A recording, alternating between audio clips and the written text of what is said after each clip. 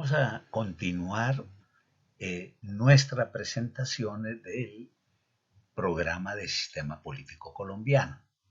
En esta sesión vamos a empezar con un análisis del texto del profesor Hernando Valencia Villa,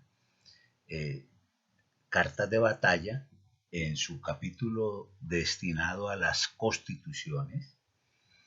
Y allí es importante destacar cómo el profesor Valencia Villa, en este trabajo que fue su tesis de doctorado en Harvard, cómo se puede interpretar, nos dice él, el desarrollo constitucional colombiano desde la Declaración de Independencia hasta la Constitución de 1886, con el criterio de que el derecho se puede considerar como la gramática de la guerra y que tanto en la mirada de la independencia como en la creación del Estado, antes que en la nación, y sin la nación, lo que hubo fue un esfuerzo autoritario y fuertemente legalista de intentar crear el Estado post-independencia. Por eso nos dice que todo el ejercicio constitucional en este periodo de 76 años, que va desde las primeras declaraciones de la independencia hasta la Constitución del 86, dice el profesor Valencia Villa que realmente no se logró construir la unidad de la nación, ni siquiera el ejercicio provisional de la expedición de 15 constituciones entre 1810 y 1886 lograron avanzar en crear un tejido de nacionalidad. Seguidamente, el profesor Valencia Villa nos habla de las constituciones por los subperíodos y empieza diciéndonos que en la independencia las constituciones van a estar marcadas por la lucha entre federalismo y centralismo. Allí valga la aclaración que esto hay que diferenciarlo de lo que va a ser el debate centralista-federalista de el periodo de la segunda mitad del siglo XIX. Aquí, digamos que básicamente es la tensión entre las tesis de Antonio Nariño, que expresaba muy claramente las ideas centralistas, y de Camilo Torres Tenorio, que por su lado expresaba las tesis federalistas. Lo que nos dice entonces el profesor Valencia Villa es que en estas primeras constituciones federalistas y centralistas, si bien ya se reconoce la división de poderes y algunos derechos civiles y las elecciones indirectas, sin embargo se sigue reconociendo al monarca Fernando VII como el jefe del Estado, al catolicismo como religión de la nación y expresando con eso ese carácter muy confesional en que se concebía el Estado. Sin embargo, nos dice el profesor Valencia Villa que a su juicio la Carta Federalista es más avanzada, ya que declara la independencia absoluta del poder español, aunque señala se queda callada en lo que hace a libertades públicas. Posteriormente vamos a tener lo que se denomina por parte del autor las constituciones de la Gran Colombia, el periodo de la Gran Colombia, que hay que recordar es la época en la cual lo que hoy es Ecuador, Colombia, Venezuela y Panamá eran un solo estado. Allí se va a destacar la ley fundamental de Angosturas, que dice Valencia constituye la primera carta nacional y republicana de la historia de Colombia, pese a que se le da un carácter de provisionalidad. Igualmente señala que la Constitución de Cúcuta de ese periodo puede ser calificada de nacional y republicana porque es la que declara la independencia, la soberanía nacional, un gobierno popular representativo, elecciones primarias indirectas, un poder ejecutivo presidido por un presidente elegido por asambleas electorales. Allí vemos la influencia del modelo norteamericano de la Constitución de Filadelfia, es decir, elecciones indirectas de presidente. Esta es una constitución que, dice el autor, es fuertemente centralista en lo político y lo administrativo y tiene un amplio catálogo de derechos. Este periodo de las constituciones de la Gran Colombia nos dice que va a culminar con la Constitución de 1830, que plantea una república unitaria y presidencialista, un legislativo bicameral y un sistema electoral indirecto y un sistema de libertades controladas. En este periodo, sin embargo, se señala Valencia Villa, hay un permanente conflicto entre bolivarianos y santanderistas, en pugna estos dos grupos por el poder, lo cual lleva a que haya una gran inestabilidad, pero a su vez eso dinamiza el proceso de reformismo normativo. Posteriormente vamos a tener el periodo conocido como el de la Nueva Granada, que va de 1830 a 1858, es ese periodo posterior a la separación de Venezuela y Ecuador, que recordemos se da en 1830. Se va a caracterizar, nos dice el autor, ya por la pugna de los dos partidos tradicionales nacientes.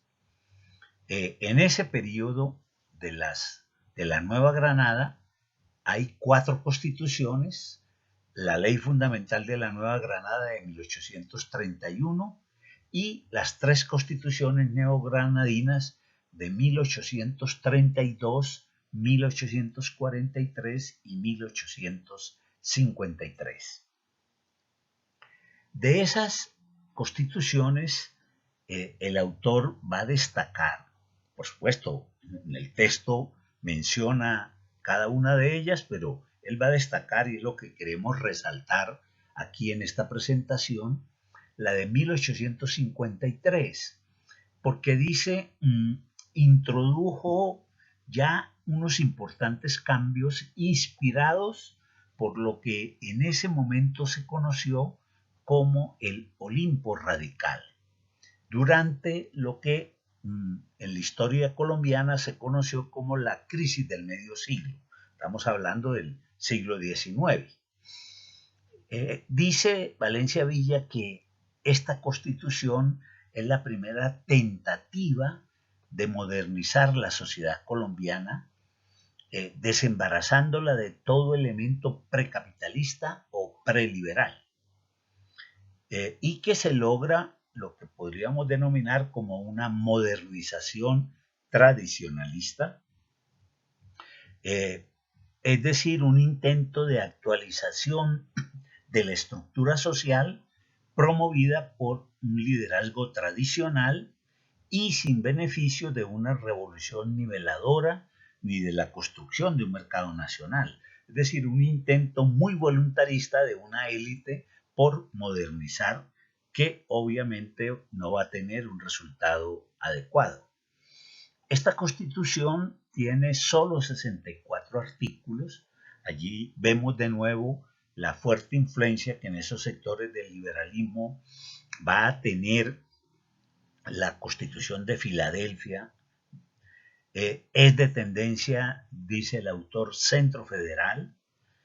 rompe con el centralismo, el presidencialismo, el patronato eclesiástico, derechos civiles limitados, elecciones indirectas y restringidas y la política económica de carácter proteccionista que era dominante hasta ese momento. Ahí es importante señalar que ese sector del liberalismo, del Partido Liberal en ciernes, conocido como el Olimpo Radical, va a ser un sector muy amigo de la idea de la apertura, del eliminar todo tipo de proteccionismos. Prácticamente podríamos resumirlo en esa expresión de el dejar hacer, dejar pasar, que inspiraba mucho el liberalismo de la época. Valencia nos dice que esta constitución, desde el propio preámbulo, va a mostrar la influencia de ese sector de la masonería que sin duda en el Partido Liberal tenía una presencia importante y lo que él llama una especie de socialismo temprano. Es, dice el autor, el anticipo de la etapa federalista y de la más audaz experiencia de democracia constitucional del país. Los cambios más importantes de esta constitución, nos dice Valencia, es la ampliación de los derechos civiles. Él dice que es la más libertaria hasta ese momento y que es la única constitución que incluye el adjetivo de república democrática por primera y última vez en la historia constitucional colombiana. Establece el sufragio directo para presidente y vicepresidente y también para magistrados de la Corte Suprema, procurador, senadores, representantes y gobernadores de provincia. Es decir, un modelo de elección directa de todos estos dignatarios. En ese periodo 53-54, 1853-1854, se van a expedir 30 cartas provinciales en las distintas provincias del país de todos los matices. Y se señala o se destaca las constituciones de Socorro y Vélez, que son radicales, que incluyen figuras como la asistencia pública a menesterosos, una especie de antecesor histórico de estado de bienestar, el cabildo abierto para establecer reformas a la Constitución y algo completamente revolucionario en su momento, para esa época, el sufragio femenino. Esta Constitución es el preámbulo, nos dice Valencia Villa, a las constituciones federalistas de 1858, 1861 y 1863, que son la materialización progresiva del proyecto liberal para construir el Estado, pero para hacer un Estado liberal, laico, libertario y librecambista a tono con las ideas liberales de la época. Sin duda, la constitución más importante de estas del periodo federal va a ser la Constitución de Río Negro. Es una constitución hecha en 1863, la 14ª ley fundamental, que fue elaborada por 62 diputados elegidos para esa tarea. Ahí en la transparencia creo que se fue un 5 de más y aparece 562, pero son 62. Es una carta federal y por supuesto fuertemente radical y original. Es una constitución que le plantea un desafío doctrinario a sus adversarios conservadores al hacer de la constitución un producto partidista. Obviamente, ese efecto de secularizar la sociedad, liberarla de prácticas sociales y de un Estado gendarme, eran metas ambiciosas para la Colombia de ese decenio de los 60, lo cual a su vez se va a traducir en una gran inestabilidad política. En ese periodo vamos a tener más de 50 guerras civiles provinciales, 2 guerras civiles nacionales y 42 constituciones de los distintos estados. El Estado gendarme va a abolir el latifundio eclesiástico, la pena de muerte, se estableció como pena máxima 10 años, se prohibió la retroactividad de la ley, entre otras de las reformas importantes de esta Constitución de Río Negro, que dice la historia, o mejor, los elementos que se han traducido a nivel verbal, que fue una constitución que fue conocida en Francia en la época por algunos destacados escritores y que señalaron o comentaron diciendo que parecía una constitución para ángeles. Luego vamos a tener la Constitución de 1886. Hay que recordar que a finales del 85 se va a producir la derrota militar en la guerra civil de los liberales por parte de el sector de la Regeneración, que era una coalición de conservadores y liberales, en la cual sobresalía sin duda Rafael Núñez, que venía del Partido Liberal y que lideraba un sector liberal que, unido con el conservatismo, habían conformado esta idea de la regeneración, la idea de todo este periodo, y que desde el punto de vista constitucional se va a expresar en la Constitución de 1886.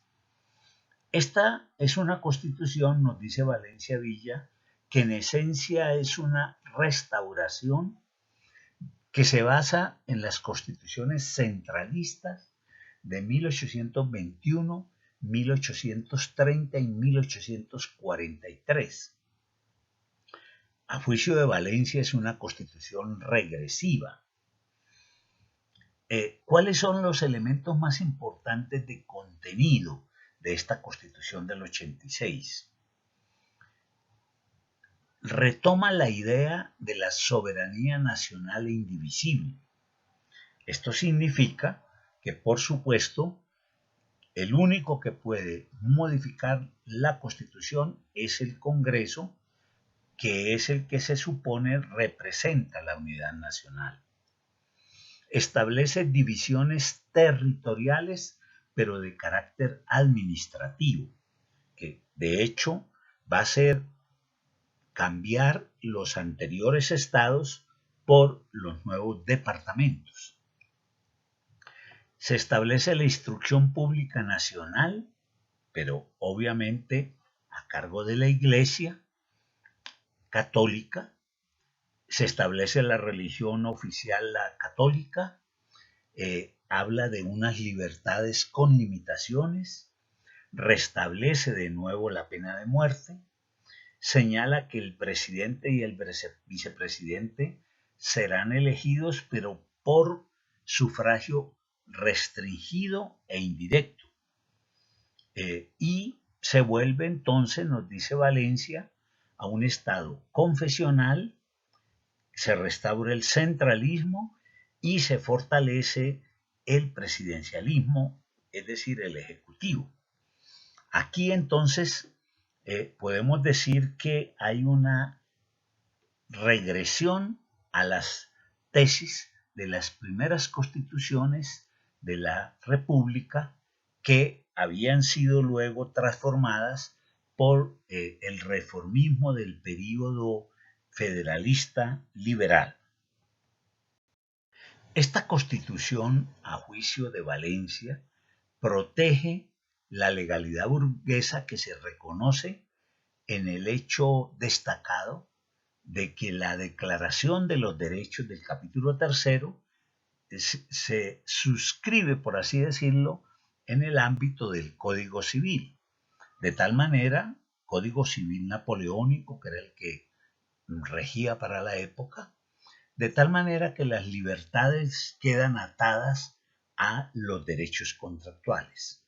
Es decir, que la generalidad de la Constitución, en cierta medida, se subsume a la particularidad del Código Civil en cuanto a el tema de estos derechos. Ahora, en cuanto hace democracia política, nos dice Valencia que esta es una constitución autoritaria porque al situar la soberanía en la nación, esta solo se puede expresar por la mediación del Congreso. Por eso, el autor nos va a decir que esta constitución establece un sistema electoral que garantiza la democracia, pero sin participación. El sufragio directo y masculino se otorga para decidir por la elección de diputados nacionales y departamentales. Los senadores, presidente y vicepresidente van a ser elegidos de manera indirecta por los diputados departamentales, lo que para este momento denominamos diputados nacionales va a ser lo que luego vamos a conocer como representantes a la Cámara. Bien, aquí es interesante que hagamos un pequeño corte y destaquemos lo que podríamos llamar la evolución en la conformación del Ejército Nacional, o mejor, de las Fuerzas Armadas como institución nacional. Ya habíamos dicho al inicio de nuestro curso que uno de los 5 desafíos en la construcción de un Estado-nación era la construcción de un ejército profesional de carácter permanente y nacional. Bien, dicho eso, podemos decir que una vez termina la Guerra de Independencia, se va a dar lo que podríamos llamar un retorno a antiguos modelos de poder regional, es decir, los caudillos regionales van a restablecer su poder en cada uno de sus territorios. Y en cierta medida, desde el punto de vista de la conformación del ejército, lo que vamos a volver es a ejércitos de caudillos regionales. En 1854, y esto, si bien puede parecer una anécdota, es interesante, se produce en Bogotá un golpe por parte de José María Melo, que era el comandante del ejército de la época, al presidente del momento, golpe que fue apoyado por los artesanos especialmente de Bogotá, pero de otras regiones. Esto lleva a que estos caudillos regionales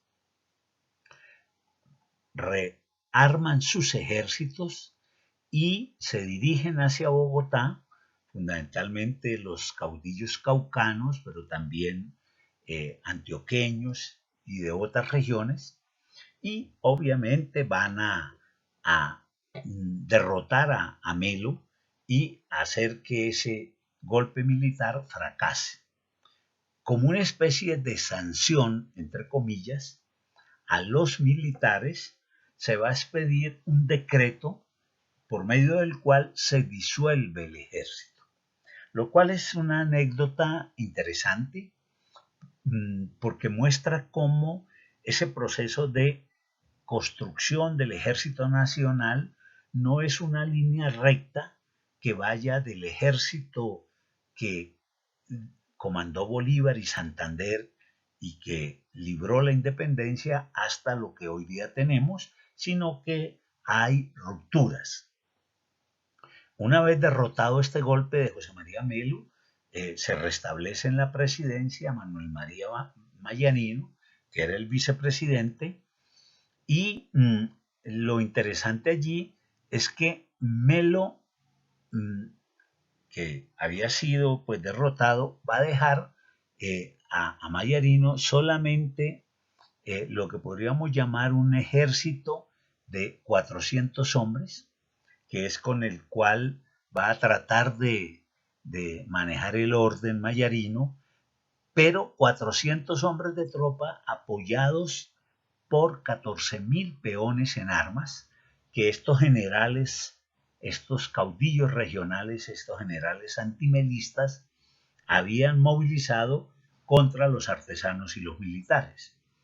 Esto es un dato interesante porque nos habla cómo para el comienzo de la segunda mitad del siglo XIX, la idea de un ejército nacional era una idea lejos de volverse realidad. Estamos hablando, dice, de un ejército de 400 hombres. A partir de la segunda mitad del siglo XIX, vamos a tener la recurrencia, como hemos visto, de una serie de guerras civiles entre liberales y conservadores, guerras civiles que van a obstruir o dificultar lo que podríamos señalar como el esfuerzo o el intento de construir un ejército nacional. Por eso podemos decir como un enunciado general que desde la segunda mitad del siglo XIX y hasta bien entrada el siglo XX, la primera mitad, vamos a tener una tendencia en los partidos políticos tradicionales, es decir, el liberal y el conservador, de intentar convertir a ese naciente ejército, a esas nacientes fuerzas armadas, como un instrumento al servicio del partido que estaba en el gobierno, y no como lo que se esperaría que fuera unas fuerzas armadas de carácter nacional y permanente. Por eso podemos hablar como de 5 grandes momentos en el proceso de estructuración de las Fuerzas Armadas como una institución de carácter nacional. El primero, el de el ejército de la posindependencia, es decir, el ejército que inicialmente con la conducción de Bolívar y Santander logra la victoria frente a las fuerzas realistas y que en teoría podríamos pensar debería ser la base de construcción de un ejército nacional. Realmente esto no va a ser así por varias razones. Primero, porque como dijimos, esto era fundamentalmente una sumatoria de ejércitos de caudillos. Segundo, porque como sabemos, una vez conseguida la independencia de Colombia, Bolívar se va a dirigir hacia el sur, hacia lo que hoy día es Ecuador, Perú, Bolivia, para tratar de liderar también la independencia. Santander se queda aquí ocupándose de las tareas de estructurar el Estado y también de contribuir a financiar ese ejército expedicionario. Ya en la segunda mitad del siglo XIX, lo que vamos a tener es una recurrencia de guerras civiles que, como ya mencionamos, se inician con la llamada Guerra de los Supremos y termina a final del siglo XIX con la llamada Guerra de los 1000 días. Entonces, esto hace que el intento de construir un ejército nacional en esta segunda mitad del siglo XIX no se pueda llevar a cabo. Posteriormente, bueno, y hubo en ese periodo, hay que decirlo, intentos de empezar a profesionalizar el ejército, pero esos intentos van a fracasar por la propia dinámica de las guerras civiles. Simplemente a nivel anecdótico, por ejemplo, podríamos decir que el coronel Agustín Codazzi, que lleva hoy día un instituto, el Instituto Geográfico, fue un coronel italiano traído en esta segunda mitad del siglo XIX para que contribuyera en la organización del ejército como una institución de carácter profesional y nacional, pero obviamente ese intento no pudo culminar. Esto entonces va a estar todo el tiempo chocando ese intento de profesionalizar con la pretensión del partido en el gobierno de convertir a los militares en un aparato al servicio del partido que estaba en el gobierno. Esto diríamos que casi se prolonga hasta los años 30 y 40 del siglo XX, cuando, como veremos posteriormente, vamos a tener ya ese periodo que vamos a conocer como el de la violencia bipartidista, el de la violencia liberal conservadora.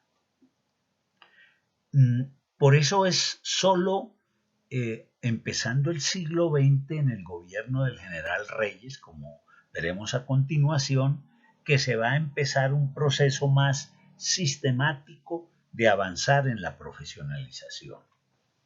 Y un último momento de este proceso de largo plazo, podríamos decir que se da post la violencia liberal conservadora y el inicio del Frente Nacional, es decir, ya empezando la segunda mitad del siglo XX, cuando podríamos decir que se va a consolidar una despartidización de las Fuerzas Armadas, aunque estas siguen siendo cuestionadas por su parcialización y por eso que el profesor Francisco Leal Buitrago llamó pasar de la adscripción liberal conservadora o la adscripción bipartidista a una adscripción anticomunista propio de lo que luego vamos a llamar como la Guerra Fría. Entonces vamos a tener una tensión permanente entre lo que es la búsqueda de profesionalización de las fuerzas militares, por un lado, y la utilización partidista de esas mismas fuerzas armadas, por el otro, por parte de los dos partidos tradicionales, que como dijimos, esto se va a vivir segunda mitad del siglo XIX y primeras decenios de los años del siglo XX. Por lo tanto, empezando el siglo XX, podríamos decir que realmente no contábamos en Colombia con unas fuerzas militares de carácter profesional y permanente. Y para eso es interesante esta ilustración. En 1903 se va a producir la separación de Panamá de Colombia. En eso hay que recordar que fuimos el último caso en América Latina de pérdida de un territorio y de allí va a emerger lo que hoy día conocemos como la República de Panamá. Pero lo interesante a señalar es que la tarea en prácticamente todas las constituciones fundamental de los militares es mantener la integridad del territorio y la soberanía nacional. Por lo tanto, cuando hay ese intento de Panamá de 1903, uno podría decir que la reacción de las Fuerzas Armadas colombianas debería haber sido impedir que eso se diera. Sin embargo, esa reacción no se dio, fundamentalmente porque en la práctica no existían unas Fuerzas Armadas que pudieran denominarse como tal. Lo que existían eran unas Fuerzas Armadas bastante desarticuladas después de lo que había sido la Guerra de los 3 años o la Guerra Civil de los 1000 días que Colombia recién había terminado hacia 1901-1902. Por eso podemos decir que el inicio de la estructuración de un ejército nacional y profesional lo vamos a encontrar en el gobierno de Rafael Reyes, el general. Vale la aclaración señalar que el general Rafael Reyes, como muchos de los generales de la época, eran generales más de facto, de hecho, no que fueran propiamente militares de carrera, porque no era que hubieran hecho sus estudios militares y demás. Eran caudillos que se habían destacado en las guerras y por lo tanto les habían dado esos títulos. Reyes, sin embargo, era un hombre bastante pragmático. De hecho, su principal rival en las guerras civiles, otro de esos generales, Rafael Uribe Uribe, pero del Partido Liberal, fue nombrado por él su embajador en Chile, y de hecho se señala que Uribe va a tener bastante influencia en que Chile sea el país que se escoja y ejército chileno para contribuir a la formación inicial de las Fuerzas Armadas colombianas. Entonces, con el general Reyes vamos a encontrar un énfasis en empezar a formar un ejército nacional y profesional. Pero para formar un ejército profesional, evidentemente la primera necesidad es la existencia de instituciones de formación profesional, o lo que en el lenguaje militar se llaman las escuelas de formación. En este caso, la escuela de formación de cadetes, la escuela de cadetes que hoy día se llama José María Córdoba, situada en la ciudad de Bogotá, en la calle 80, y al mismo tiempo la escuela naval que hoy día se llama José Prudencio Padilla, en la ciudad de Cartagena, para los jóvenes que aspiraban a convertirse en oficiales de la Armada colombiana. Entonces, lo primero que va a hacer el general Reyes en 1907 es formar o fundar mejor la Escuela Militar de Cadetes en Bogotá y la Escuela Naval en Cartagena. Pero, en segundo lugar, además de la escuela, se requería quien orientara esas escuelas. Para ello, se van a traer una serie de misiones militares. Las 4 primeras misiones militares, que duraron durante un total de 8 años, fueron chilenas. Posteriormente vamos a tener misiones militares suizas, francesas, y esto hasta que ya Colombia termina alineándose ya en los años 30 del siglo XX con las políticas norteamericanas. Ahora bien, ¿por qué se escogió a Chile?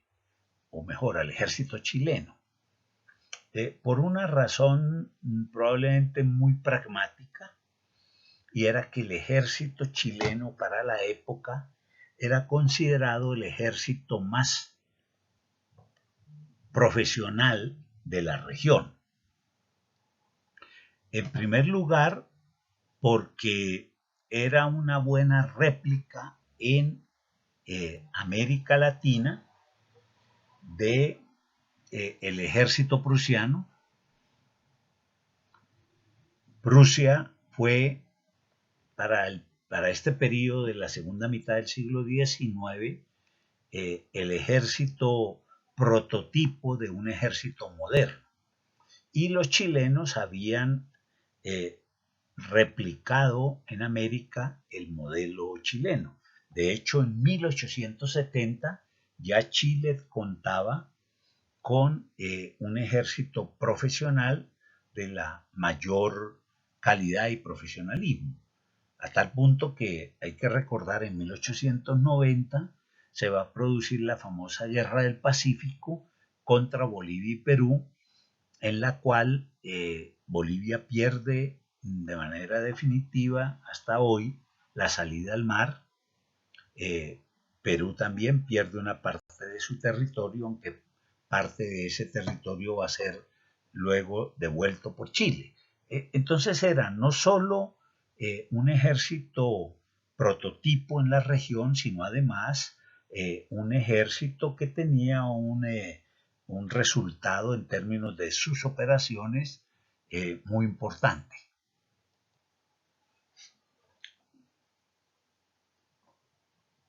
Ahora bien, ¿qué papel tenían estas misiones militares? Fundamentalmente organizar todo el programa de formación, es decir, lo que hoy llamaríamos todo el currículum que iban a tener los jóvenes que iban a escoger la carrera militar para ser oficiales, ya fuera del ejército o de la armada. Para la época todavía la aviación obviamente no existía en el mundo, y a su vez eran profesores de esas mismas materias. A su vez ellos ayudaron a organizar lo que sería un estado mayor dentro de ese naciente ejército, y empezaron a darle forma y estructura a esa idea de un ejército profesional de carácter permanente y nacional, igual en el caso de la Armada en Cartagena. En 1909, ya habíamos dicho que fue en 1907 que se forman o se crean la Escuela Militar de Cadetes y la Escuela Naval. En 1909 se va a crear la Escuela Superior de Guerra, que es una institución que tiene otra tarea. Primero tenemos que decir que todos los ejércitos del mundo tienen estas llamadas Escuela Superior de Guerra. Hoy día hay una tendencia en el mundo contemporáneo a denominarlas universidades militares. Así las denomina Estados Unidos, la denomina Brasil, Argentina. ¿Y cuál es el papel de esta Escuela Superior de Guerra? Es la que cumple un rol de formación para los procesos de ascenso. En las fuerzas militares está establecido que cuando se selecciona un grupo para pasar de un grado a otro, de mayores a tenientes coroneles, de tenientes coroneles a coroneles, de coronel a general, que ese es el curso más largo, ellos tienen que hacer un curso de formación en la Escuela Superior de Guerra.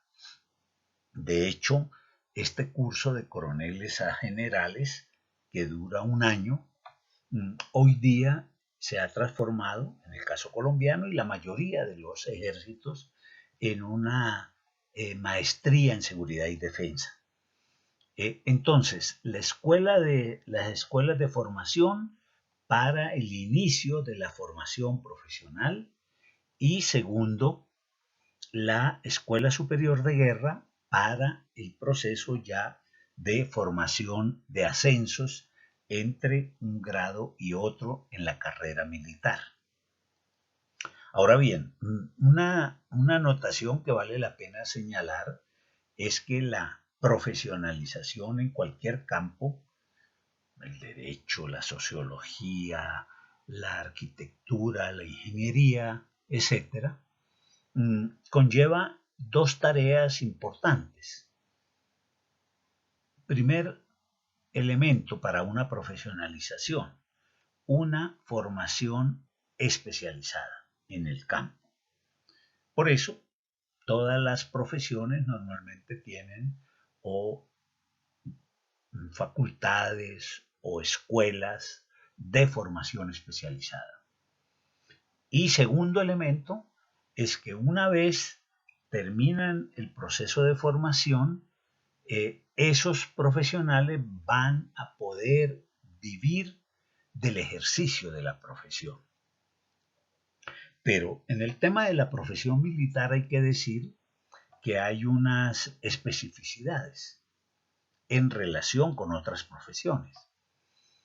Porque primero, el profesional militar solo tiene un patrón posible, que es el Estado. A diferencia de todas las demás profesiones, que bien pueden trabajar con el Estado, pero también pueden trabajar con el sector privado o como independientes. De hecho, por ejemplo, para simplemente hacer una anotación, un gerente para una gran empresa se puede conseguir en el mercado, a través, incluso hay empresas hoy día que llaman de cazatalentos para escogerlo. Un general no se busca en el mercado.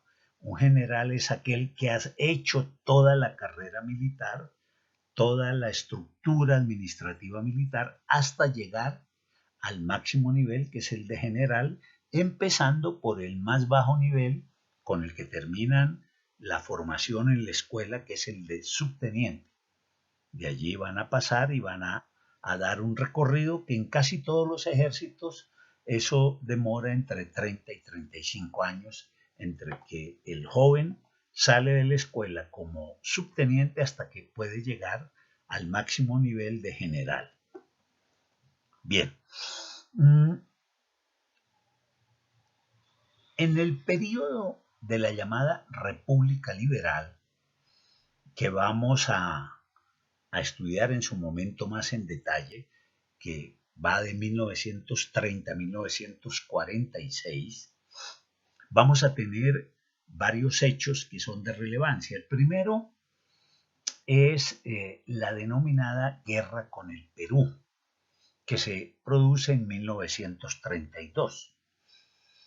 Evidentemente, esta es una denominación un poco pomposa, si se quiere, hablar de guerra con el Perú, porque realmente van a ser más unos pequeños incidentes que se van a producir especialmente en Leticia y en la zona de los mojones fronterizos con Perú por temas de no clara delimitación. Sin embargo, era obvio que para la época llegar a Leticia, cuando no existía la aviación, era una tarea bastante larga y dispendiosa.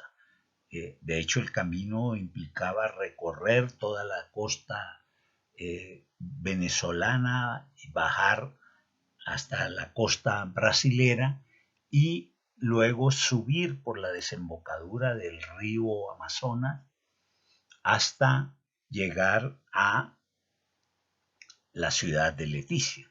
Esto era un viaje mínimo de 2 meses en buque para la época. Entonces, digamos, el tema de comunicaciones era un tema muy complejo en la época.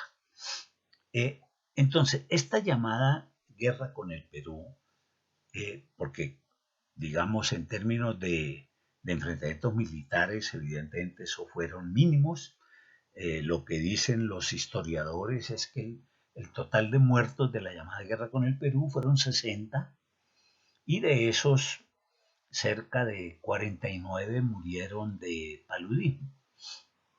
Es decir, estamos hablando de una cantidad de muertos en enfrentamientos, en escaramuzas muy pequeña.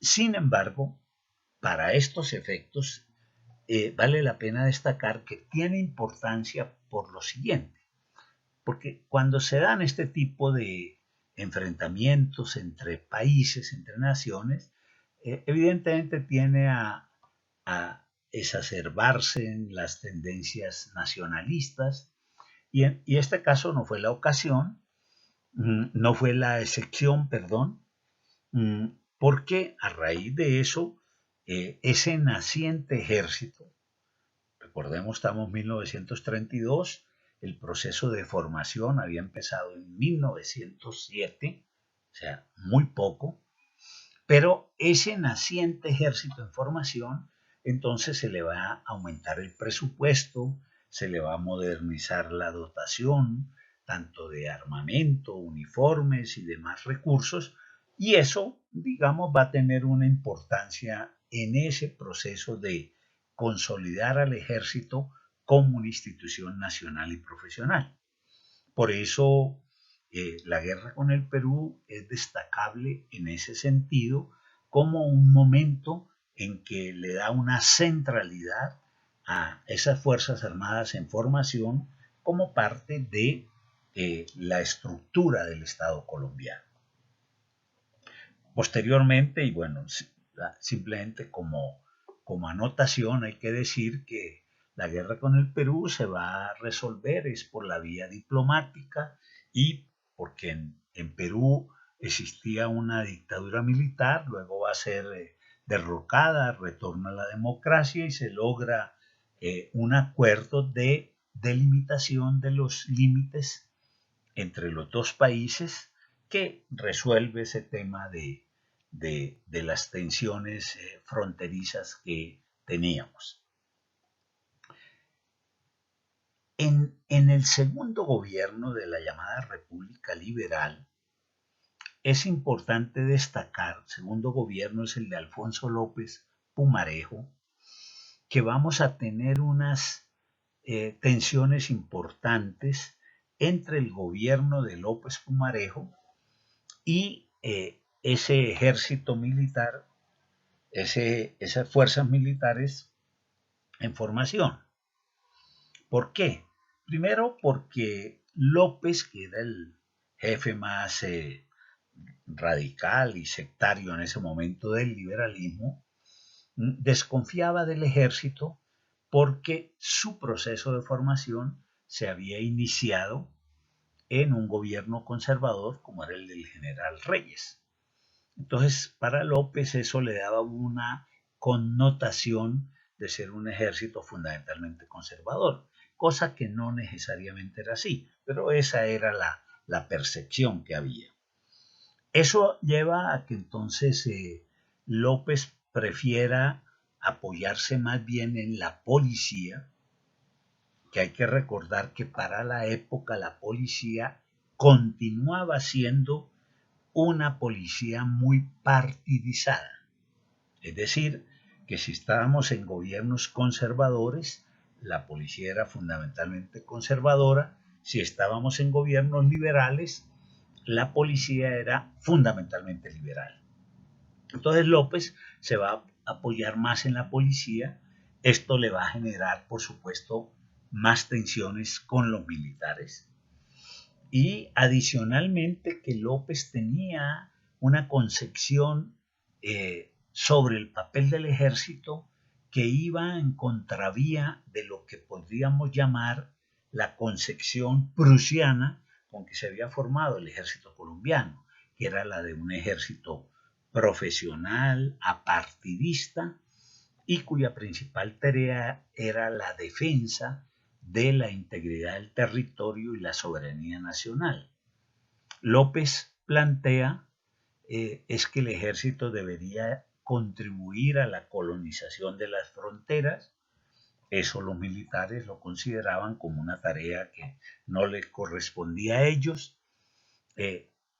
Más recientemente probablemente sería una tarea considerada como normal para los militares, pero para esa época esto era un factor de tensión y de choques. Eso lleva a que entonces en este segundo gobierno de la República Liberal del presidente Alfonso López Pumarejo, las tensiones hayan sido muy fuertes y algunos probablemente, por lo menos parcialmente, van a explicar el intento de golpe militar que hay en el segundo gobierno de Alfonso López Pumarejo, que va del 42 al 46, como parte de estas tensiones y prevenciones que López y los militares tuvieron todo el tiempo.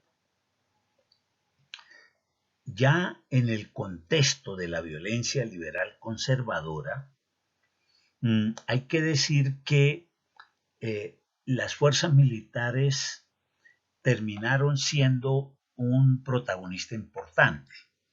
En primer lugar, porque la policía, que ya dijimos era para la época fuertemente partidizada, termina involucrada en esa violencia. Especialmente fue famosa, como lo veremos más adelante, la llamada policía chulavita en el gobierno conservador del presidente Mariano Espina y del presidente Laureano Gómez. Y en esa medida, digamos, se convirtió más en un protagonista más de la violencia.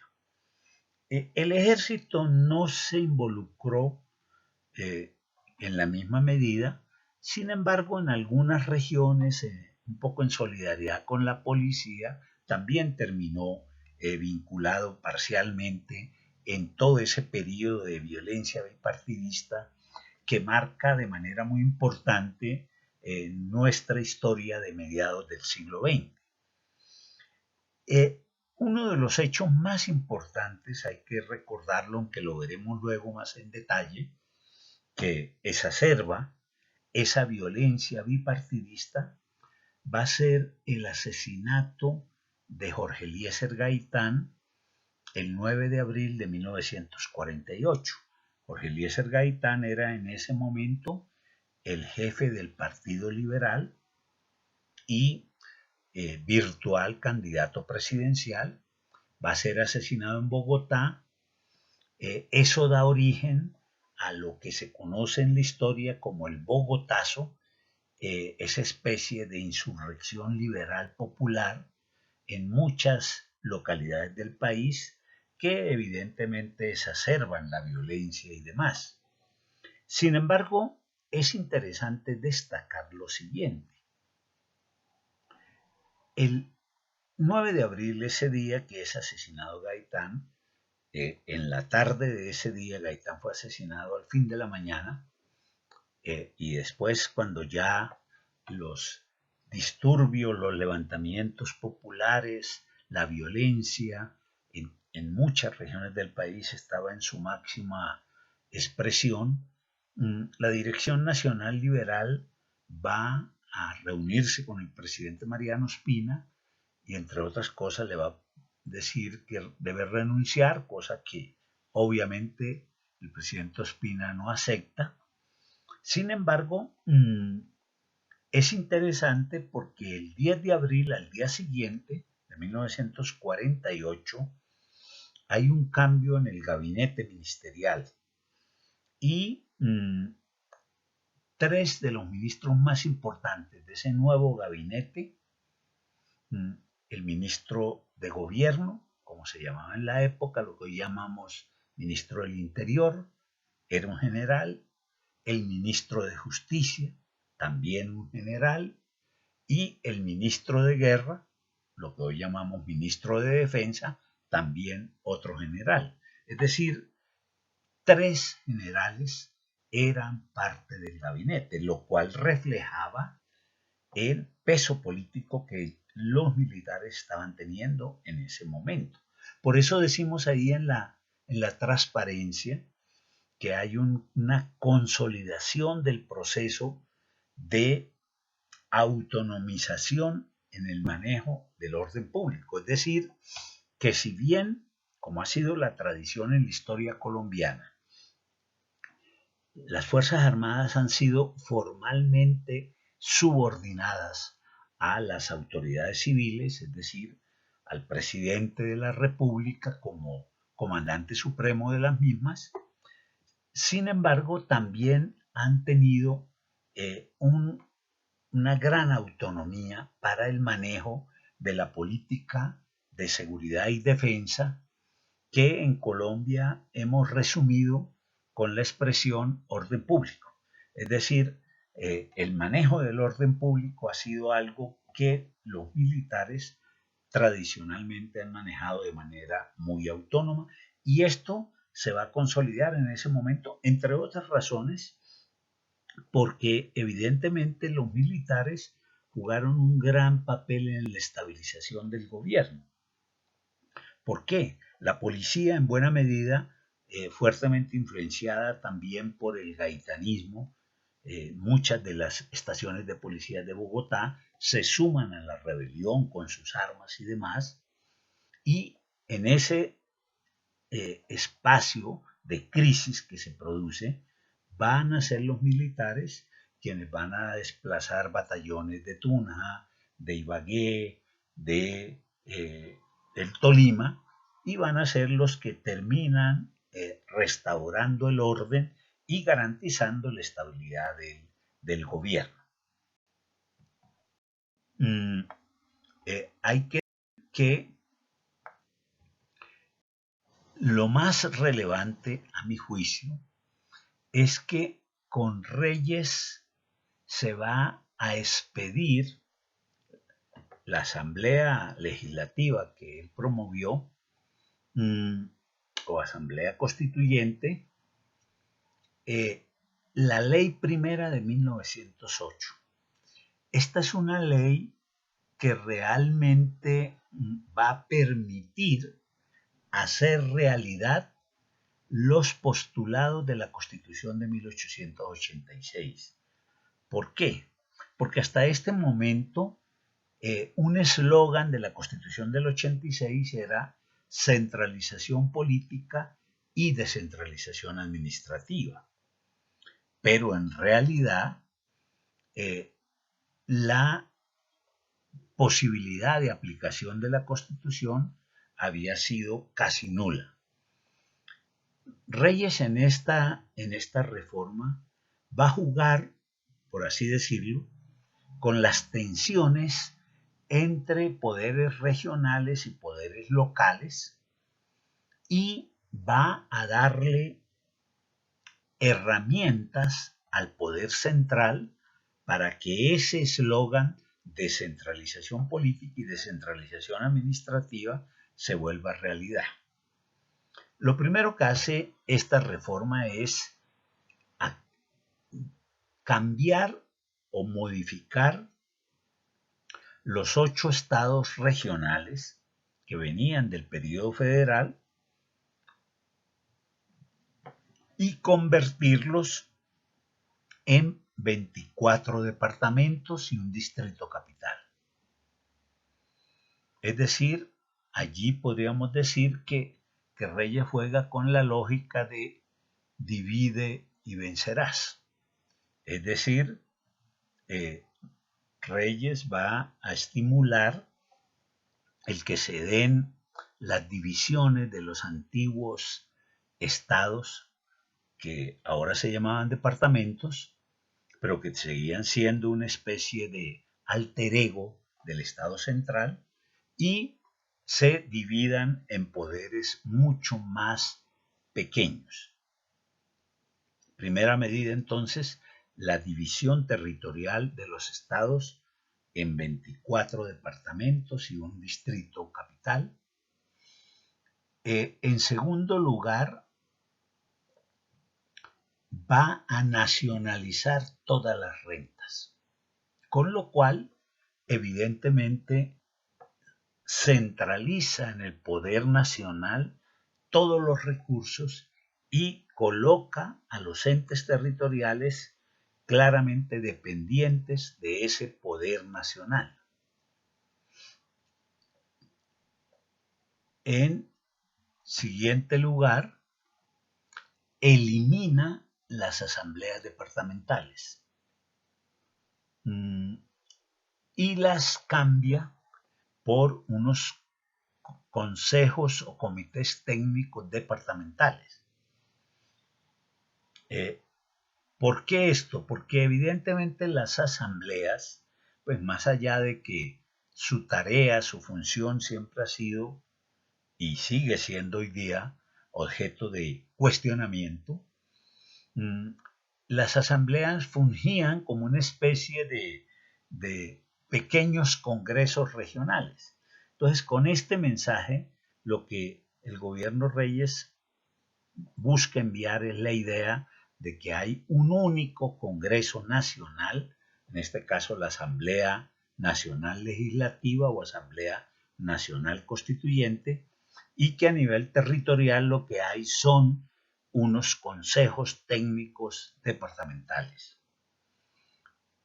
Igualmente le va a quitar a los departamentos todas las facultades que todavía mantenían sobre moneda extranjera, sobre inversión extranjera, sobre realización de obras públicas, y todo ello lo va a centralizar en el Estado Nacional.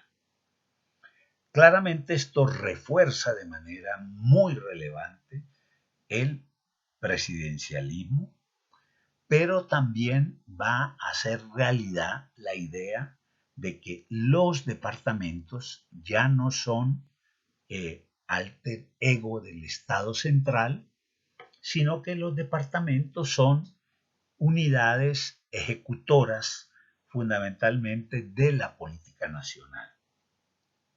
Entonces, esta ley primera de 1908 es muy importante por ese factor, porque es una gran contribución a que la posibilidad de que se materialice la Constitución del 86 se haga realidad a partir de estos desarrollos aprobados en esta norma legislativa.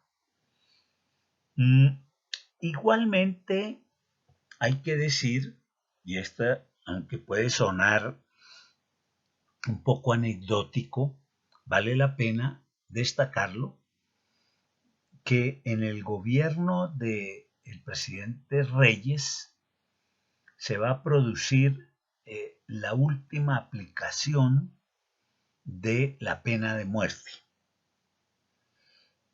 Eso probablemente en Colombia puede sonar un poco extraño porque con el nivel de muertes que ha habido en la historia colombiana, pues podría parecer irrelevante, pero vale la pena señalarlo porque es la última vez en que formalmente y oficialmente el Estado colombiano aplica la pena capital.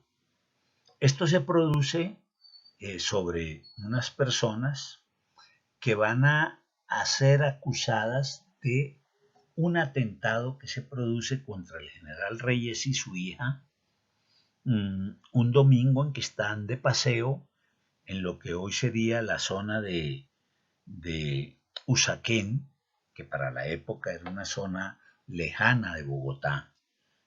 Eran unas fincas que quedaban bien retiradas de Bogotá, una finca llamada Barro Blanco.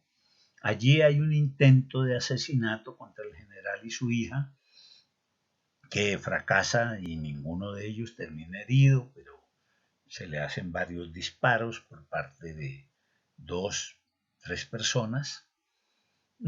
Eso lleva a que estas personas que luego van a ser capturadas y juzgadas, se les aplique la pena capital.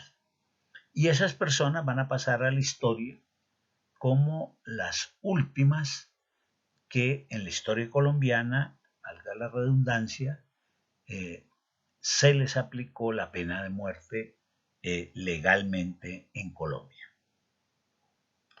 Este hecho, sin embargo, también, y vale la pena mencionarlo, le mostró a Reyes, que era un hombre, como he dicho ya, bastante pragmático, que cada vez su apoyo político empezaba a debilitarse. Al comienzo de de su mandato, Reyes, como pasaba con todos esos caudillos y pasa también con caudillos contemporáneos, mmm, había tenido a su alrededor una gran cantidad de personas que los adulaban y demás. De hecho, para Reyes estableció un periodo presidencial eh, propio de 10 años que obviamente no alcanzó a cumplir, por eso su gobierno se conoce como el quinquenio, porque duró 5 años. Reyes, viendo que ya ese apoyo político empezaba a debilitarse, de manera muy tranquila y sin mayores alaracas, va a cuadrar su retiro de la presidencia. Él se va a una visita como jefe de Estado a Santa Marta. Coincide esta visita, entre comillas, con la llegada al puerto de Santa Marta de un buque de pasajeros norteamericano. Ese buque va a ser abordado por Reyes y su hija y deja su carta de renuncia a la presidencia y termina su participación en la política colombiana. Una vez que se va Reyes de esta manera bastante de bajo perfil, si se quiere, la Asamblea Constituyente que se había creado va a nombrar para reemplazarlo al general Ramón González Valencia, otro general de las guerras civiles, general santanderiano conservador, quien va a ejercer por un año mientras se hace el tránsito hasta terminar el periodo hasta 1910. En 1910, la Asamblea Nacional Constituyente elige como presidente a el señor Carlos Eugenio Restrepo. Carlos Eugenio Restrepo era un líder conservador antioqueño, pero de un sector del conservatismo conocido como el republicanismo, que a diferencia del de la regeneración, este sector republicano predicaba era la necesidad de la alianza entre los dos partidos tradicionales, conservador y liberal, para garantizar así un gobierno de consenso del país. Entonces, Carlos Eugenio Restrepo va a ser elegido por esta constituyente como presidente y Carlos Eugenio Restrepo va a ser el inspirador de lo que se va a conocer luego como la Reforma Constitucional de 1910, que va a ser elaborada por una nueva Asamblea Nacional Constituyente. Es decir, ya elegido Carlos Eugenio Restrepo presidente, disuelve la constituyente y convoca una nueva, entre otras razones porque ya la división territorial del país era distinta. Cuando se eligió la del Reyes, recordemos, eran los 8 estados federales. Ahora teníamos 24 departamentos y un distrito capital. Sin embargo, Restrepo mantiene la misma proporcionalidad que había establecido el presidente Rafael Reyes, es decir, que cada circunscripción electoral elegía 3 diputados a esa asamblea, 2 de la fuerza mayoritaria y 1 de la fuerza minoritaria. Esa nueva Asamblea Nacional Constituyente es la que va a elaborar la reforma constitucional de 1910, que podríamos decir es la primera reforma constitucional realmente nacional. Por eso decimos ahí en la transparencia que lima los aspectos más autoritarios del régimen político de la Constitución de 1886. Quiero destacar una cita de un artículo que escribió en la columna del Espectador en el 2010 el profesor Rodrigo Primi, a propósito de los 100 años de la Constitución, de la Reforma Constitucional de 1910. Dice así el profesor Uprimi: esta reforma fue obra de la Unión Republicana que surgió para enfrentar la dictadura de Reyes y acabar el sectarismo partidista. Carlos C. Restrepo, el líder e ideólogo del republicanismo, sintetizaba el significado de la reforma así: se trataba de lograr que la Constitución fuera realmente nacional y de consenso, y no la imposición excluyente de uno de los partidos como lo habían sido las constituciones de 1863 del radicalismo liberal o de 1886 de la regeneración conservadora.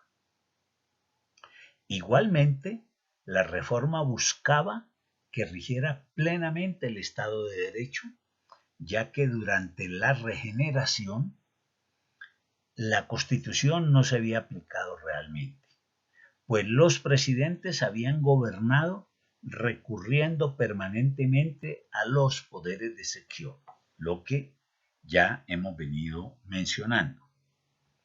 Y el profesor Uprimi en su análisis: la reforma de 1910 buscó mecanismos para asegurar la vigencia efectiva de la Constitución, para lo cual inventó una forma única de control constitucional en el mundo: la posibilidad de que la Corte Suprema, por la petición de un ciudadano, pudiera anular por medio de una sentencia con fuerza general las leyes o decretos que desconocieran la Constitución. Esa reforma estableció, 10 años antes que el jurista Hans Kelsen lo propusiera en Austria, el control concentrado de constitucionalidad, que hay que decir es un avance del constitucionalismo colombiano y venezolano, porque para la misma época también en Venezuela se va a producir un desarrollo similar.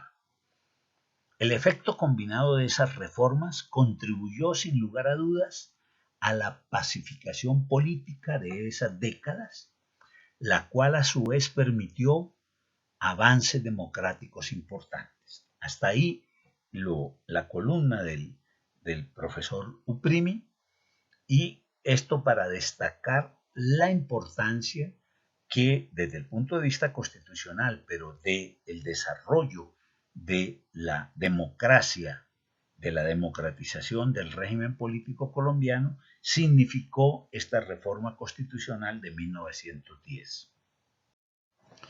¿Cuáles son los aspectos más importantes de esta reforma constitucional? Señalo algunos de los más relevantes. Primero, la eliminación de la pena de muerte.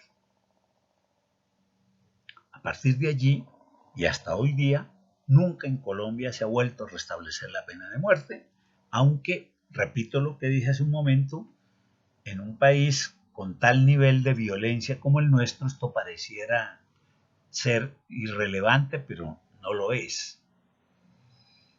Segundo, se estableció la elección presidencial por voto directo de los ciudadanos.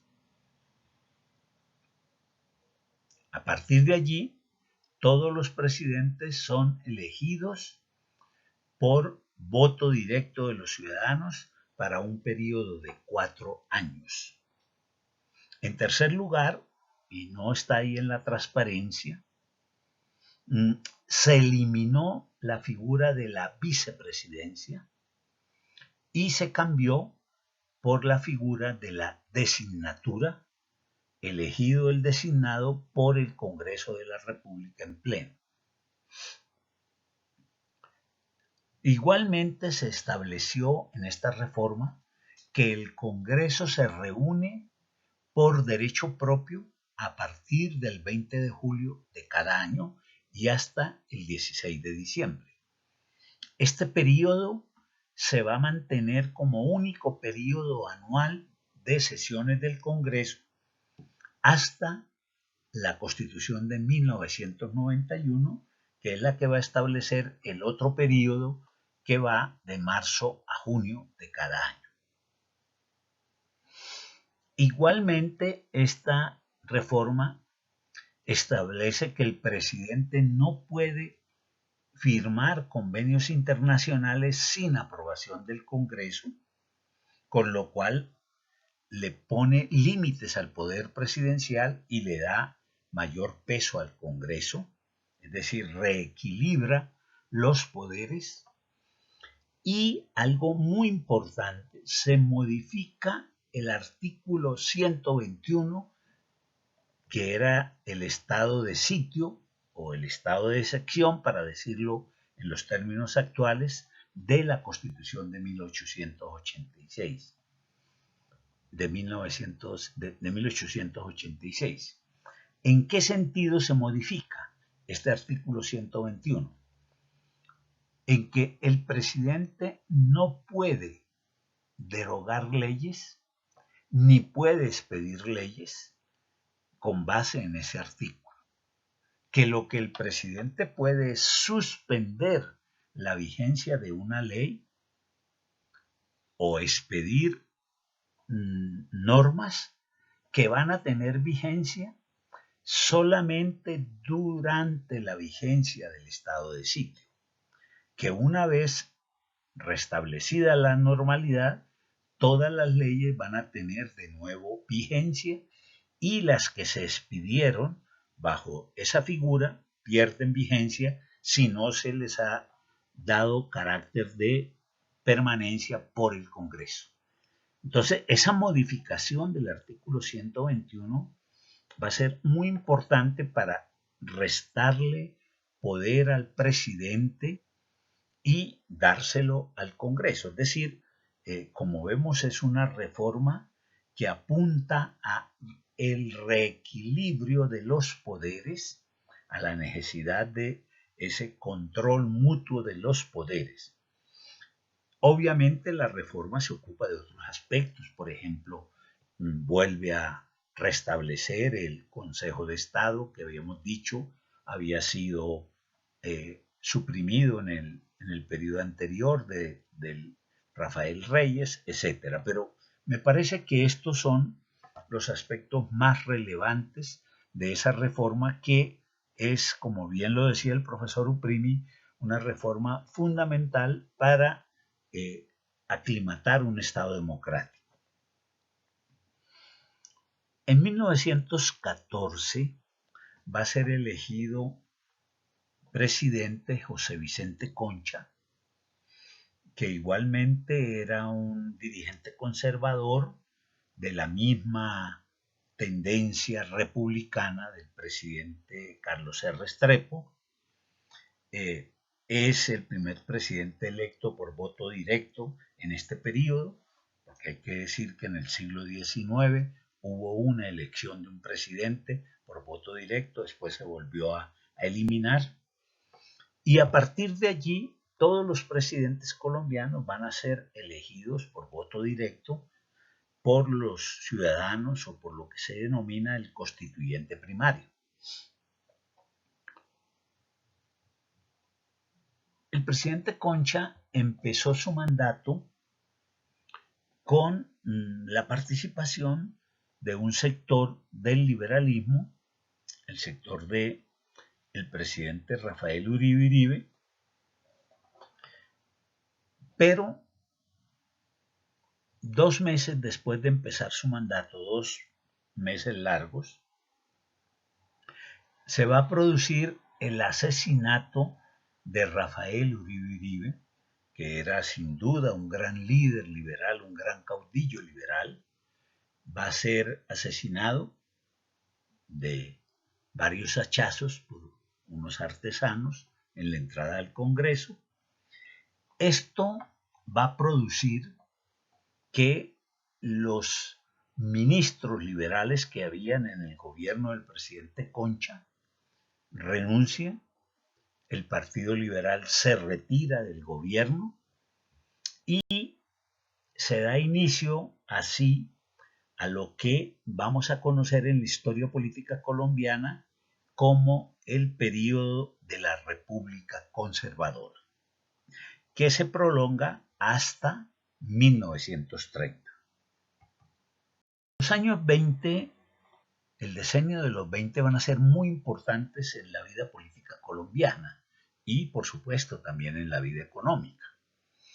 En lo económico, sin duda, porque vamos a tener un periodo de auge y crecimiento económico muy importante en la primera parte del decenio, producto esto de varios factores.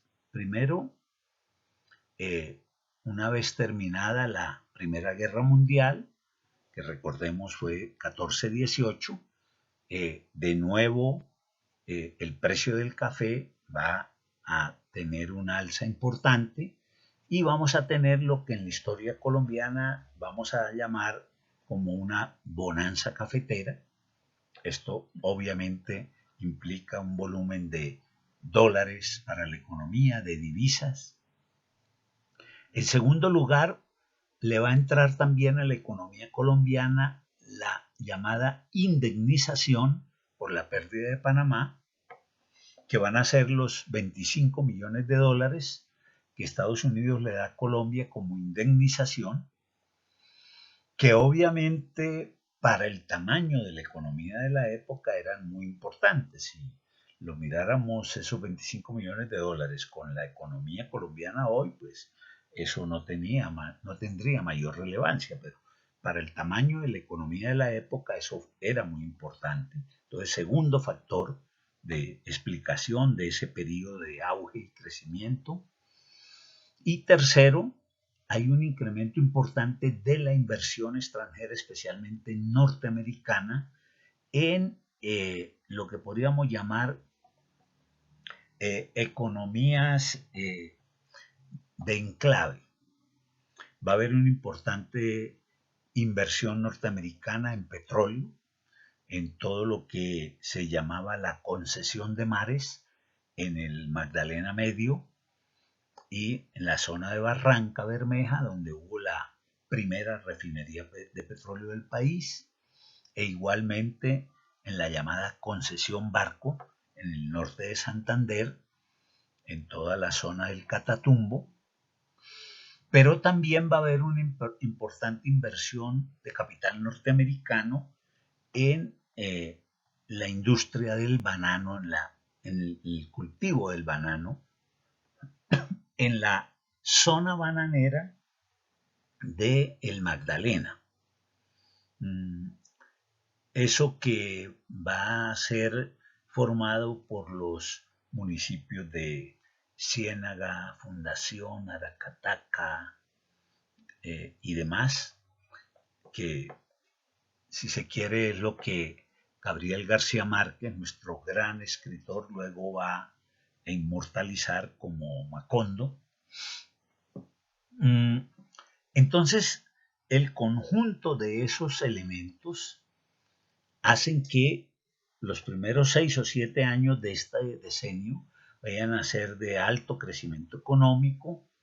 Eso se va a ver reflejado en que va a haber un aumento muy importante de la construcción de vías. No hay duda que el desarrollo económico de un país requiere estructurar un mercado nacional, pero la estructuración de un mercado nacional requiere también una red vial, ferroviaria, etc. Para la época, todavía la vía más importante seguía siendo el río Magdalena, que comunicaba el interior con la costa. Aquí se va a empezar a construir la carretera central del norte que comunica Bogotá con la frontera con Venezuela, el ferrocarril del Atlántico, el ferrocarril del Pacífico, el ferrocarril del Magdalena Medio, etcétera. Es decir, un auge muy importante de obras, pero que a su vez va a tener otros efectos sociales. Por ejemplo, un estímulo de la migración rural a las obras públicas. Muchos campesinos se van a desplazar al trabajo de obras públicas porque habían atractivos de salarios para estos campesinos. Eso a su vez va a tener un efecto en que cae la producción de alimentos, porque obviamente la producción de alimentos de la época dependía de unas tecnologías muy débiles en términos de composición tecnológica, eran mano de obra. Entonces al salir gran parte de esa mano de obra al trabajo de las obras públicas va a caer, pero eso a su vez el gobierno o los gobiernos de la época los van a tratar de contrarrestar importando alimentos. La última parte de la década de los 20 vienen ya los impactos de lo que va a ser la gran depresión del capitalismo global, la depresión del 29-30.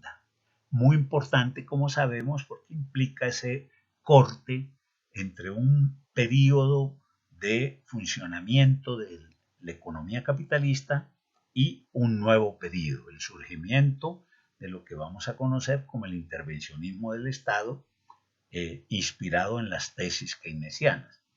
Entonces, en los últimos 4 o 3 años ya se termina la disponibilidad de divisas, las obras públicas que no se han terminado se paralizan, hay un retorno de población campesina al agro, y todo eso va a culminar en la gran crisis capitalista del 29-30 y su impacto en el bolsillo de los colombianos. Segundo, en el campo de las luchas sociales, también esta década de los años 20 es muy importante. Quisiera hacer referencia a 3 campos específicos de las luchas sociales. Uno, el de las luchas agrarias. Allí vamos a tener en primer lugar tensiones muy fuertes entre colonos y reales o supuestos propietarios de tierra. Estas eran tensiones a propósito de la propiedad de la tierra. Colonos que habían ido con sus familias a tumbar selva, a hacer sus pequeñas parcelas o sus pequeñas fincas, y que luego iban a pretender ser expulsados por reales o supuestos propietarios. Esto va a generar múltiples tensiones en más de una ocasión, incluso de tipo violento. Segundo, tensiones entre hacendados y aparceros por la siembra del café. ¿Qué es lo que había aquí? Lo que había allí era que los hacendados que tenían esta figura de la parcería.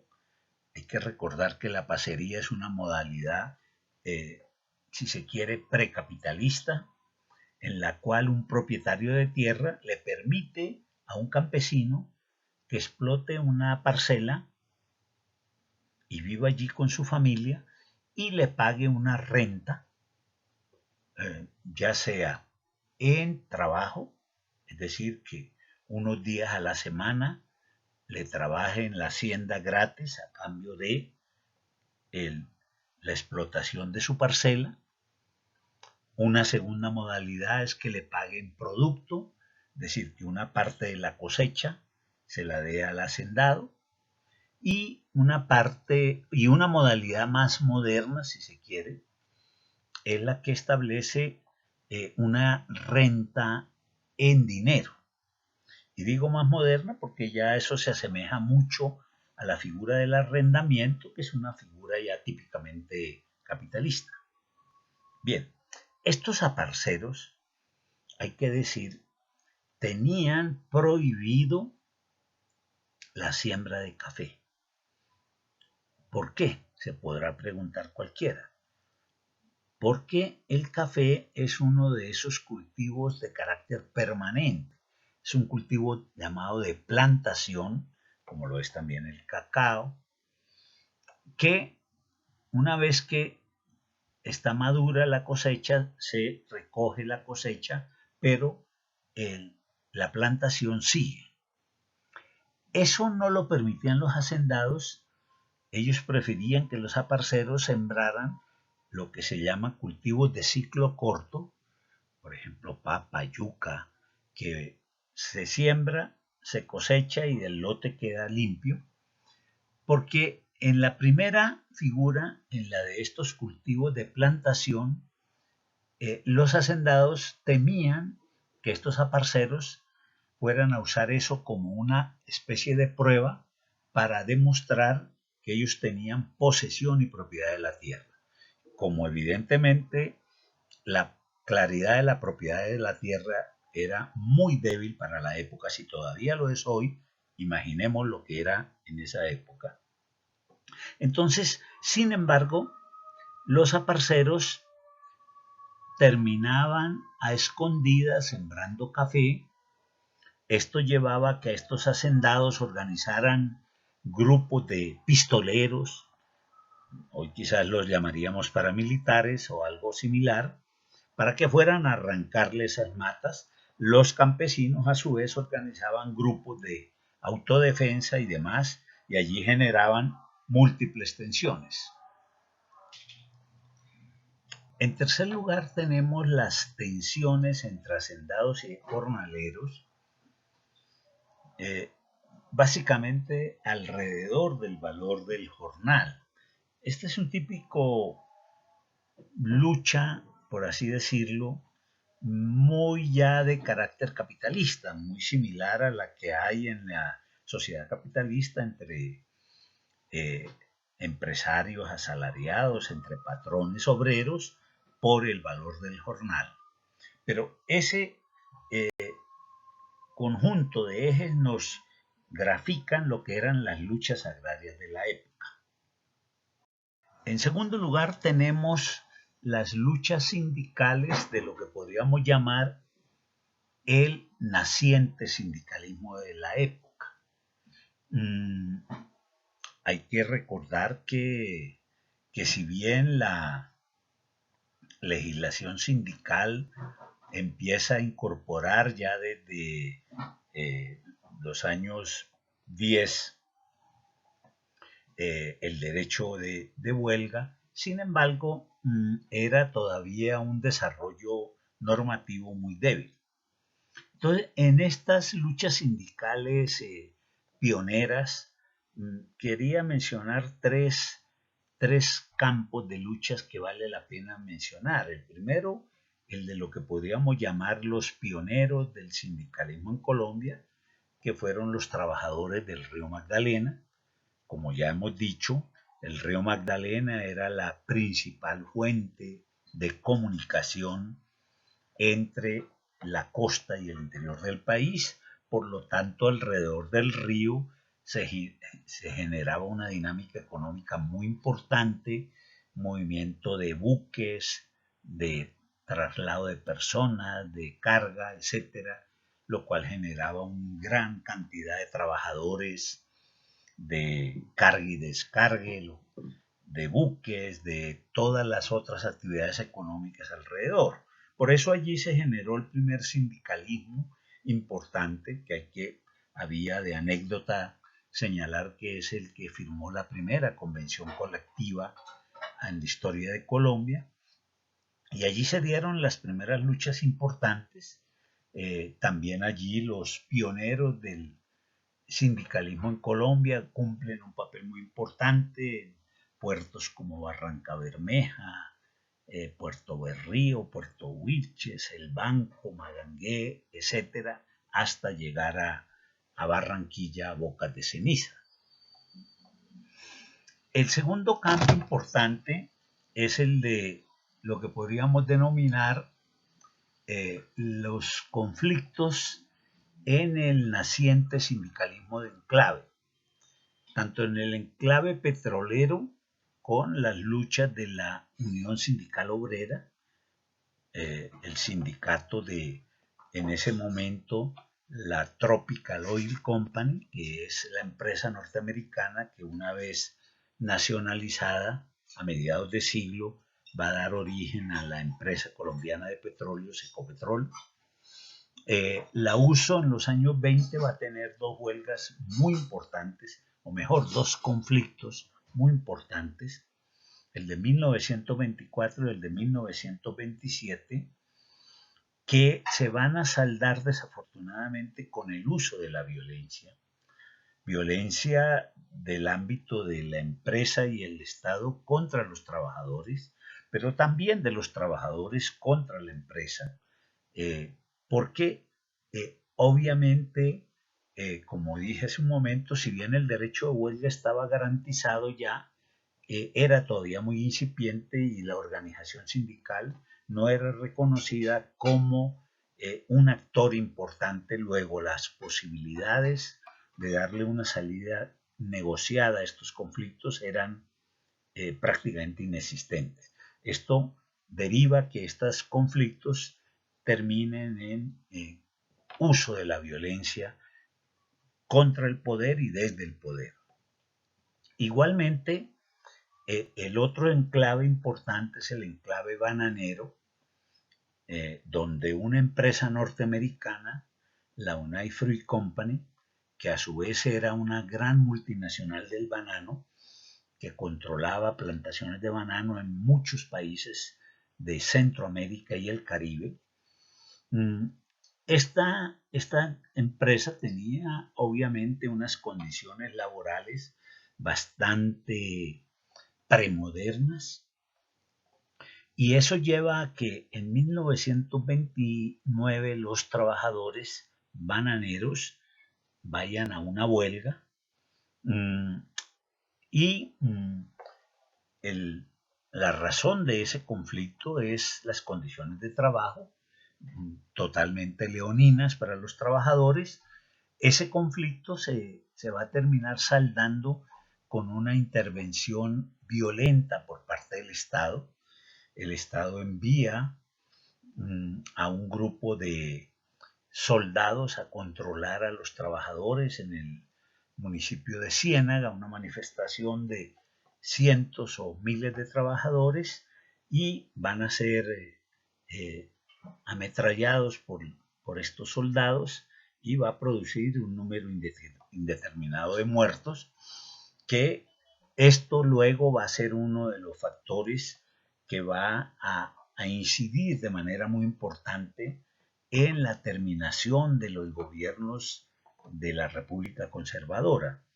De hecho, Jorge Eliezer Gaitán, en ese entonces un joven congresista del partido UNIR, la Unión Nacional de Izquierda Revolucionaria, que era una disidencia que él había hecho del Partido Liberal, va a hacer un debate importante en el Congreso para demostrar todas las arbitrariedades y asesinatos contra estos trabajadores. En tercer lugar, quería mencionar también lo que podríamos decir las luchas que se dan para la época en espacios del sindicalismo, si se quiere, más tradicionales, más similares a oficios artesanales. En muchas localidades de Colombia y también de otros países de la región, inicialmente el sindicalismo surge en lo que algunos llamaron en su momento sindicatos de oficios varios, porque agrupaban más a una serie de artesanos, sastres, carpinteros, zapateros, talabarteros, etcétera, que en términos estrictos uno podría decir no sería lo que el ideal de la organización sindical aplicaría, porque no tenían en esencia una unidad de patrono, pero que implicaba un intento de organización y usando esta nueva forma que era la del sindicato de sectores que se consideraban explotados, marginados por condiciones de trabajo. Este tipo de sindicatos, sin embargo, desarrolló luchas muy importantes. Por ejemplo, vale la pena mencionar la huelga de los sastres de Bogotá, que era un sindicato que agrupaba a todos los sastres de la capital, que fundamentalmente tenían como actividad elaborar los uniformes de las fuerzas militares colombianas. Y el gobierno de la época decidió importar esos uniformes, lo cual obviamente dejaba sin trabajo a estos sastres. Esto generó una serie de protestas, de movilizaciones a las cuales se unieron estudiantes de la Universidad Nacional que van a poner una serie de muertos por la represión que hizo el gobierno de la época contra estas manifestaciones. Allí algunos de los importantes líderes de ese especie de listado de mártires, Gonzalo Bravo Páez es uno de los más recordados de estos líderes estudiantiles que mueren alrededor de estas luchas. Y por último, vamos a mencionar las llamadas luchas pueblerinas, que hacen referencia fundamentalmente, y allí esta expresión pueblerina no tiene ningún sentido peyorativo, sino para recalcar que fueron luchas muy locales en pueblos de Colombia, unas contra lo que podríamos llamar los más que evidentes fraudes electorales que se producían en la época. Hay que recordar que para la época estábamos todavía dentro de un modelo de sufragio restringido, es decir, solo podían votar los hombres mayores de 21 años que supieran leer y escribir y que tuvieran rentas. Por lo tanto, esos requisitos permitían que se hiciera una manipulación de quienes estaban autorizados para votar y quienes no, y además no existía un censo electoral serio. Por lo tanto, evidenciaban en muchas ocasiones unos fraudes electorales que generaban azonadas de pueblos que se tomaban las alcaldías, las registradurías para protestar con lo que consideraban una evidente alteración de esas elecciones. En segundo lugar, dentro de eso que hemos llamado luchas pueblerinas, quisiera destacar lo que en la historia conocemos como las insurrecciones bolcheviques, que tuvieron su máxima expresión en el municipio del Líbano, Tolima. Allí, digamos, se ha escrito el libro más importante del profesor Gonzalo Chánchez, quien fue el director del Centro de Memoria Histórica, abogado y historiador de la Universidad Nacional, y que lo que muestra es el propio nombre, como sabemos, es un nombre que viene de la Revolución Rusa, es una palabra un poco ajena a nuestro medio, pero que era el impulso, el reflejo de lo que habían sido esta revolución de octubre en la Unión Soviética y la pretensión de esas nacientes organizaciones de izquierda de acudir a insurrecciones para llegar al poder. Entonces, estas insurrecciones bolcheviques fueron intentos del Partido Socialista Revolucionario, antecesor del Partido Comunista, de pretender llegar al poder por la vía de una insurrección, que claramente no tuvo éxito, no solo por la debilidad de estas organizaciones de izquierda, sino también por otra serie de acontecimientos que se desarrollaron en su momento, pero que, como dije, tuvo su mejor expresión en el Líbano Tolima, donde los insurrectos toman la alcaldía y logran tener el control del pueblo alrededor de un par de semanas. Igualmente en otros municipios como San Vicente de Chucurí, La Gómez en Santander, donde también se producen estas insurrecciones, pero allí eh, la, la presencia del control sobre las localidades es mucho menor, 1 o 2 días, y luego tienen que replegarse estos grupos y la mayoría luego van a ser capturados en la reacción que tienen las fuerzas de la época. Pero estas insurrecciones bolcheviques son importantes porque, primero, nos muestran cómo también la naciente izquierda política muy tempranamente va a pensar en la violencia como el mecanismo para acceder al poder político. En segundo lugar, cómo igualmente siempre la reacción desde el Estado va a ser una reacción acudiendo a la fuerza, a la violencia muy fuerte, y cómo esto va a generar en esos territorios también unas solidaridades de orden social, si se quiere, con estos grupos rebeldes, con estos grupos que planteaban confrontaciones al Estado. Al final de los años 20 vamos a tener, y con esto terminamos la sesión de hoy, lo que podríamos llamar el agotamiento de la República Conservadora, que se va a ver reflejada en la elección de 1930, donde el Partido Conservador pierde el gobierno después de casi medio siglo. ¿A qué le podemos atribuir esa derrota del Partido Conservador? Podemos mencionar 4 elementos. Uno, sin duda, el desgaste en el ejercicio del poder tan prolongado por parte de este partido.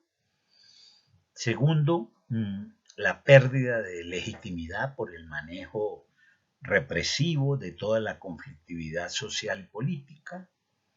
Tercero, sin duda, la crisis de la economía, el impacto que esa crisis del capitalismo mundial tuvo en ese momento en la sociedad colombiana, así como en muchos partidos. Diríamos coloquialmente cómo la crisis afectó el bolsillo de los colombianos de la época. Y en cuarto lugar, la división del Partido Conservador. El Partido Conservador presenta 2 candidatos en lo que serían las 2 corrientes históricas del partido en el siglo XX, la corriente laureanista, la corriente ospinista, por así llamarlas. Va a ser una la candidatura de Guillermo Valencia, poeta payanés, y el otro la candidatura de el general Vázquez Cobo, también otro de estos generales de las guerras civiles del Partido Conservador, padre a su vez de un personaje muy importante en la lucha por los derechos humanos en la segunda mitad del siglo XX en Colombia, el ex canciller Alfredo Vázquez Carrizosa, aquí el general Vázquez Cobo. Estos 2 candidatos no pudieron ponerse de acuerdo ni aún con los buenos oficios del nuncio apostólico, y el Partido Liberal, de manera muy hábil, presenta una candidatura de un dirigente liberal, pero muy próximo al Partido Conservador, Enrique Olaya Herrera, un liberal de Boyacá, pero que había colaborado con los gobiernos conservadores, de hecho había sido embajador en Washington, y por lo tanto era un dirigente liberal que no generaba mayores preocupaciones en los dirigentes del Partido Conservador. Esto ayudó entonces a que esa división del Partido Conservador se mantuviera y por lo tanto tuviéramos en 1930 el triunfo de un representante del Partido Liberal desde la década de los 1880, es decir, casi 50 años después, en que el Partido Liberal va a volver al gobierno. Terminamos por hoy esta sesión que espero la puedan escuchar y leer con utilidad para ustedes.